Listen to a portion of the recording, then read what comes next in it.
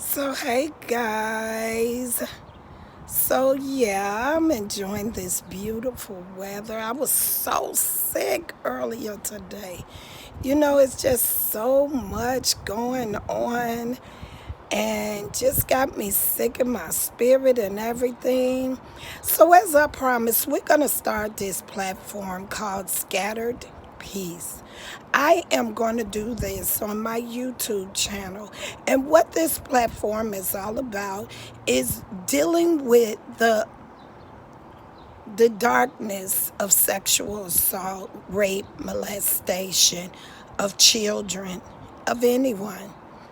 As some of you know, my daughter, my baby girl, was raped by my husband.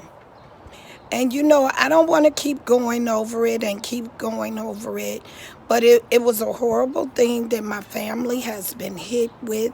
And as I said before, it was as if a bomb was dropped in our family. A bomb was dropped and our peace was scattered.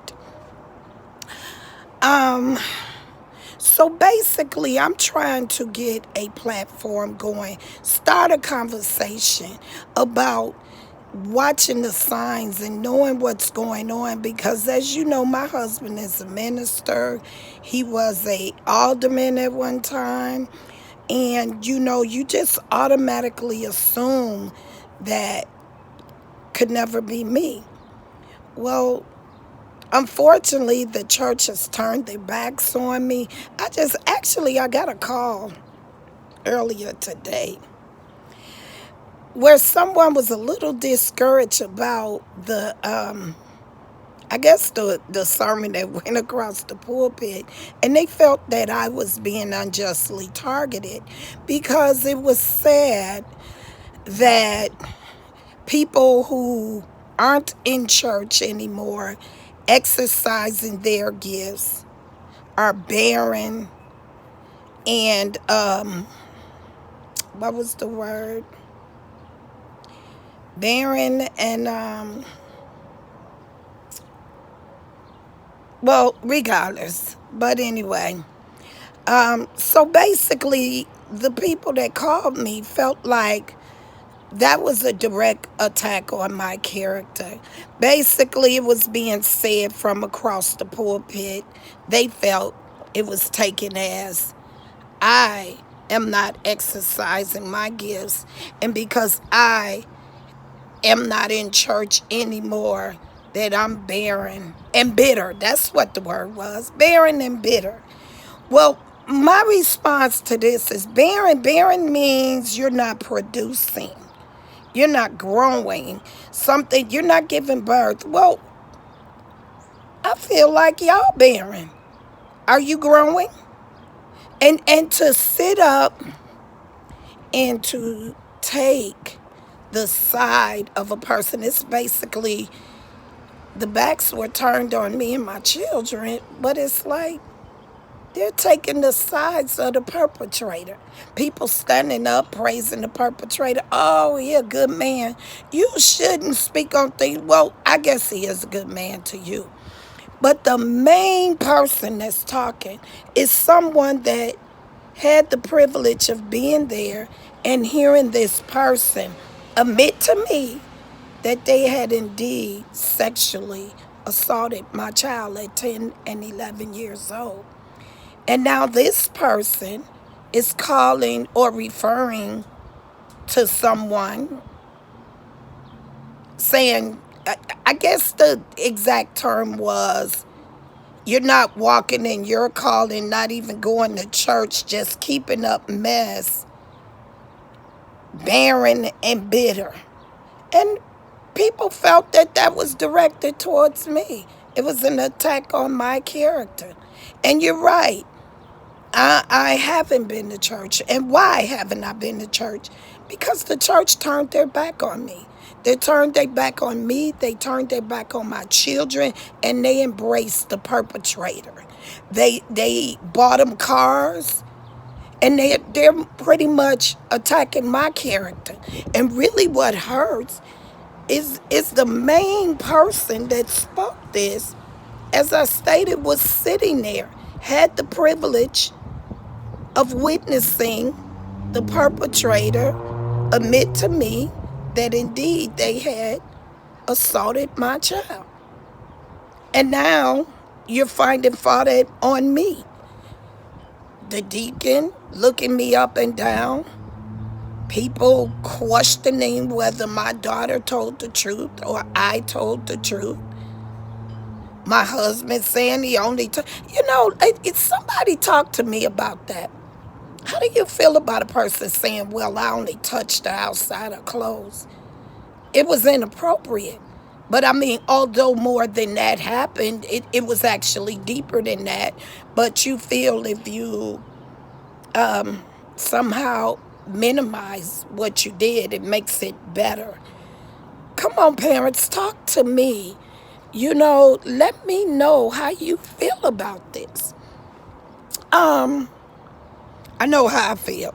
I'm continuing to pray, continuing to reach for God. I want to get into a point in my life where it's no longer bothering me. Because, when people minimize things, those are demons. Those are demons. And I say again to the person that has so much to say, whether you were referring to me or someone like me, shame on you. Shame on you. And yes, I did stop going to church. I think anyone in my shoes probably would have stopped going to church because they were so hurt. I was hurt in my gut. I joined and I thought I was under good leadership. But yet my leader stopped talking to me, stopped taking my calls, stopped responding to my texts, moved my husband into their home, which, don't get me wrong, that's their business because that's their home. You had a right to do that. And you know what? You have the right to help a person. And I agree that you should have helped them. But because we were all members, not just him, this is what I want y'all to understand. This is what I quit making the perpetrator the victim. When will we as society stop making the perpetrator the victim? Because he wasn't the victim. My child was the victim. Our family was the victims. But yet, you guys are making the perpetrator the victim. Why? Because he could look sad and he looks sorrowful and whatever the case may be, it doesn't matter. But you know what I think should have happened? I think, just out of respect and the fact that we were all members, hey, picked up the phone and said, you know what? We're going to help and we're going to open our doors. And I would have respected that. I'm not trying to take sides. It was amazing. I was told that I'm not taking sides all the way up until the point you took a side. How about that? And now you want to fight back verbally. Well, I'm reaching out to all those. I had spoke with somebody that feel like we should protest this ministry. Because it's wrong. It's wrong. Either way you look at it, it's wrong. Did you call me one time to make it right? No. Do not, the Bible, speak about or off against your brother, making it right. And let me say this. Yes, I was angry and I was holding on to this and that and this and that. But I reached out one time to try and see if we could meet or whatever. And thought we had agreed to say, yes, we can have this conversation. And guess what? I got a text the next day that we couldn't meet because he had other engagements or whatever. And you would have thought that maybe we would have reached out and found another time or something like that. Not at all. You ain't even tried. You ain't even tried. But we go across the pulpit and speak about people who ain't in church operating in their gifts, keeping stuff going, barren and bitter. Shame on you. Shame on you. And it's not my job to use names. It's not my job to use titles, whatever. But shame on you. Shame on you. But as I stated, it's time for us to make a change. It's time. It's time for us to realize, call a spade a spade. If you are under this, we need to start speaking out and recognizing this thing. Because as I said, sin is only strong by the silence that's kept. When we keep things silent, people that do horrible things like this don't deserve silence. They deserve help. You're not helping them by putting your arms around them and condoning their action and telling them it's okay when this victim life has been devastated. This victim life has been devastated. You think because, it happened a long time ago, she was 10 and she was 11 and she's 22 now, that 10 and 11-year-old is still inside of her. And every person that sit up and condone this action or condone without saying one time, you choose not to look at it. How can you not look at a big old white elephant standing in the room? But everybody that choose not to look at it, I'm not saying you supposed to cast judgment. That's not what he need. He don't need judgment. He need embracing. He need to make sure that we all need deliverance. I can't say what all he need because I don't know. I know what I need. I know what I need. I know what my children need. I know what my children need. But I tell you,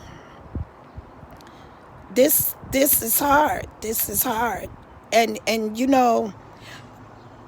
what's really crazy is that I had on yesterday, since we've been talking about starting this platform where people could talk, we can have this conversation. My daughters and daughter-in-laws and everything was having a deep conversation where they're not even here in Illinois. And one of my granddaughters come out with something that happened to her. We had no idea. No idea. And what happened to her in a house full of people. And we're addressing that too right now. Just found out about it last night.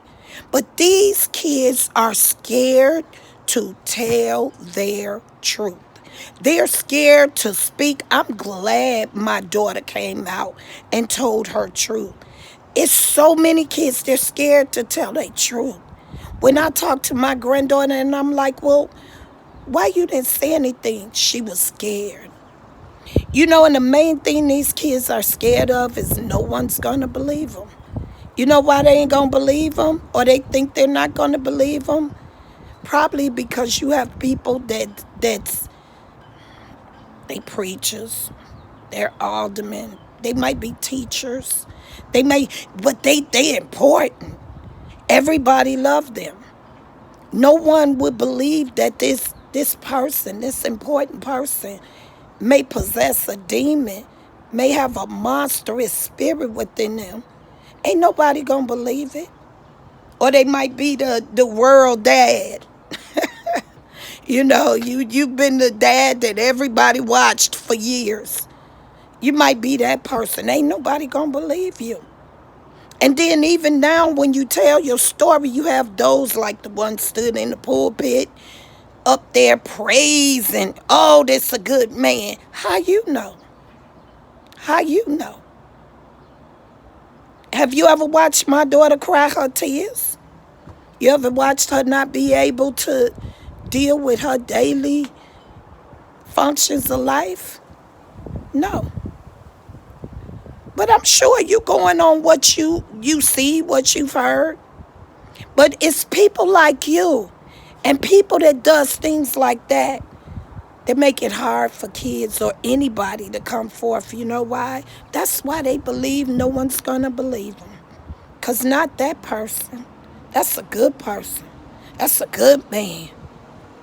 How can his wife? That's right. You know, my character has been so assassinated. I'm not trying to assassinate nobody's character. I'm just speaking the truth. I didn't make a decision to do that.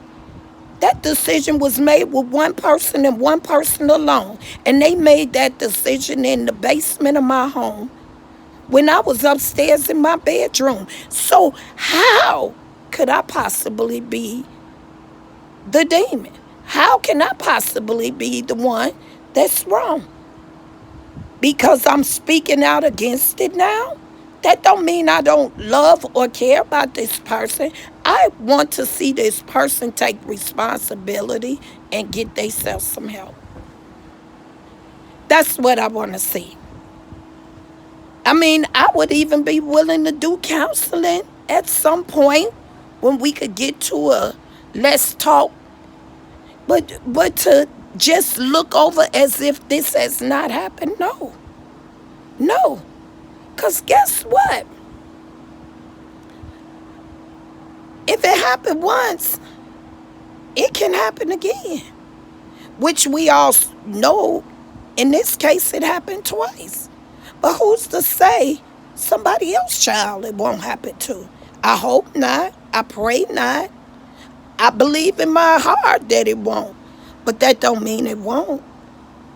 My job ain't to tear down. My job is to build up. But I know it is important, guys. We have got to have these conversations. We have got to talk with our kids. We have got to ask our kids what they doing, what happened, who, what, where. When something don't look right, you need to pay it attention. You need to pay it attention because you have people preying on these kids and ruining their lives, ruining the lives of family. The scattered peace, yes, the peace was scattered. And then the people we supposed to trust. I'm a grown woman. And the people I thought I could trust that would have my back the most, my church, turned their backs on me. And talking about me more than anybody. Talking about my child more than anybody. But these the people we should trust. I don't get that. I don't get that, and I really don't think that's the way it should be. I don't think you want to assassinate my character, but you want to embrace the character of the perpetrator. You want to say, I'm not in church, or I'm not walking in my gift, or my calling. How do you know what I do? Because guess what? You haven't talked to me. You don't know what I'm doing. All you know is what you think or what you heard. That's what you know. But my thing is, it ain't about reprimanding anybody. But these kids are being preyed upon, guys. They're being preyed upon.